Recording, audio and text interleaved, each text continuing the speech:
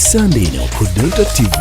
Munange monde kawomba nsigadde mu bbanga alisimanya yegwe muntu eyamanyize okundabirira bannange nze Zziwa.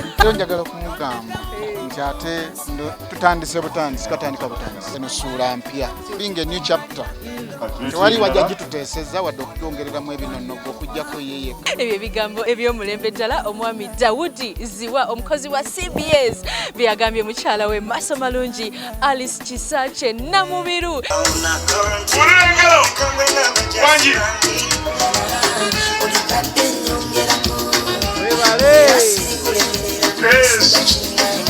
Nga bali ku mukolo gwabwe ogw'okwanjula gwe baakoze nga guli simple and very nice. Omukyala yambadde engoye nga nnungi, omukyala yabadde musanyufu, ate n'omwami ku sayidi ye nga bonna bakuba bukubi bululu nga bagamba Alice kyekyo.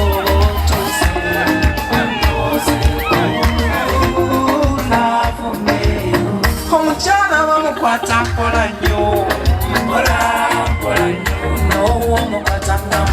Mukolo omwami yazze mu maanyi, omanyi nti no buli yazze ku mukolo yavuddewo n'omugaati okwogatta n'ebirabo ebirala bingi nnyo bye yatwalidde abazadde. N'olwekyo byonna tubisoma mu programu y'okwanjula n'embaga ku Sunday no saa zigera kwera 11 mpaka emu. Nange Sharita mazima wanvu ku Delta TV. Tuko what? Tukole.